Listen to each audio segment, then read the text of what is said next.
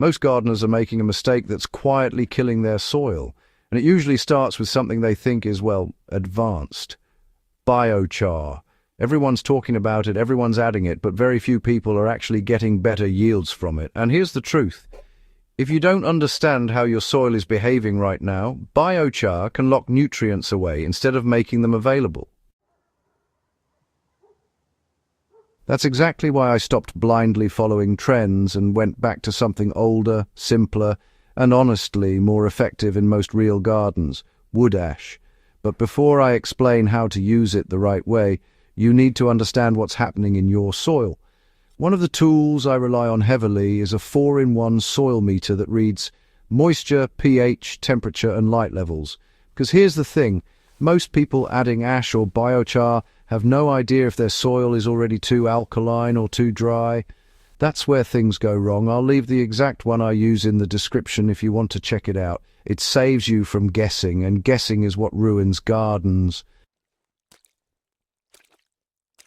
Now let's get into why wood ash works so well, and why most people still use it incorrectly.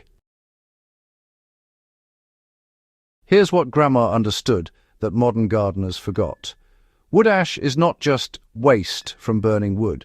It's concentrated minerals, calcium, potassium, trace elements, all in a form that's immediately available to plants. Unlike biochar, which mostly improves structure over time, wood ash actually feeds your plants right away. But here's where people mess up. They hear, ash is good, and they just dump it straight into the garden. That's how you end up with stunted plants, locked nutrients, and soil that feels, well, dead. What Grandma did differently was simple. She treated ash like a strong seasoning, not a base ingredient. In my raised beds, I never apply more than a thin dusting, about 1 handful per square meter. That's it. And I never apply it directly around seedlings. Instead, I spread it lightly over the surface and water it in, so it integrates gradually. When I tested this side by side with biochar in 2 identical beds, growing kale and tomatoes, the ash-treated bed showed faster early growth and, deeper green leaves within 2 weeks. The biochar bed took longer to respond because it needed time to charge and interact with the soil. But here's the part nobody tells you about wood ash. Ash changes your soil pH fast, much faster than compost or organic matter. If your soil is already neutral or slightly alkaline, adding ash blindly can push it too far. That's when nutrients like iron and phosphorus become unavailable, even if they're present in the soil. This is exactly why that soil meter matters. If your pH is already around 7 or higher, you need to be very careful. Or honestly, just skip ash altogether for that season. In my container garden, I learned this the hard way.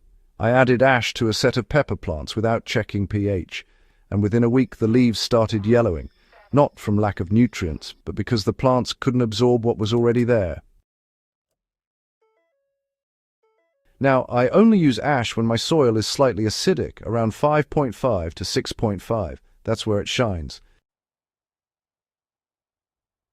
In backyard beds, I apply ash at the end of the day when the soil is slightly moist. Dry soil plus ash can create a surface layer that repels water temporarily and that slows down absorption.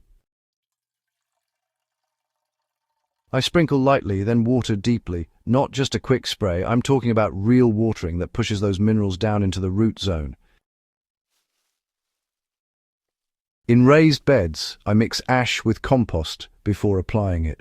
Usually it's about 1 part ash to 10 parts compost. This kind of buffers the intensity and spreads the nutrients more evenly. In containers, I go even lighter. Just a pinch, mixed into the top layer every few weeks during active growth is enough. Containers are more sensitive, and honestly, it's easy to overdo it. And in hydroponics, I don't use ash directly at all, but I do use the principle behind it, balanced mineral input. That's something, a lot of hydro growers overlook when they rely only on standard nutrient solutions. Now let's talk about why biochar doesn't always deliver. Biochar is not bad, it's just, misunderstood. It works best when it's pre-charged, meaning it's soaked in compost tea, manure, or a nutrient solution before being added to soil. If you add raw biochar, well, it can actually absorb nutrients from your soil and hold on to them, making them temporarily unavailable to plants. That's why so many gardeners try biochar once and honestly say it didn't work. When I tested biochar properly, fully charged and mixed into the soil weeks before planting, it did improve soil structure and moisture retention. But it didn't give me the immediate boost that wood ash did. So the real answer isn't ash versus biochar, it's timing and purpose.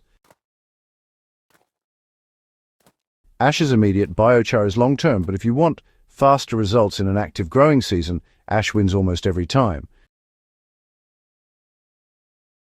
There's one more trick that makes wood ash even more powerful. This is something I picked up after a few seasons of testing. Don't apply ash alone. Pair it with organic matter. When you combine ash with compost or mulch, you create a balanced system. The ash provides minerals, and the organic matter improves microbial activity and structure.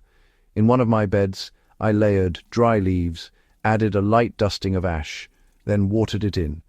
Within a month, the soil underneath was darker, looser, and full of life. That's when you know it's working, not just because plants look good, but because the soil itself improves. And here's the mistake that honestly ruins everything: using ash from the wrong source. You should only use ash from clean, untreated wood. No painted wood, no plywood, and definitely no charcoal briquettes. Those all contain chemicals that can harm your soil and your plants. I stick to ash from hardwood firewood. It's simple, clean, and reliable. And, I always store it dry. Wet ash loses its effectiveness and just becomes harder to apply evenly. If you get this right, your soil changes fast. Healthier plants, stronger stems, better yields. Not because of a miracle trick, but because you're giving your soil exactly what it needs, when it needs it. And that's really the difference between average gardening and serious growing. It's not about following trends, it's about understanding what's happening below the surface. Wood ash isn't new, it's not flashy, but when you use it correctly, it outperforms a lot of modern methods that people rely on without understanding. And if you combine it with simple tools that actually show you what's going on in your soil, you stop guessing. And that's when your results really change. If you're serious about growing better food, healthier plants, and building soil that improves every season, subscribe to the channel, because this is the kind of practical, tested knowledge that actually makes a difference. And if you know someone still struggling with poor yields or weak plants, share this video with them. Sometimes it's the simplest methods, the ones people overlook, that make the biggest impact.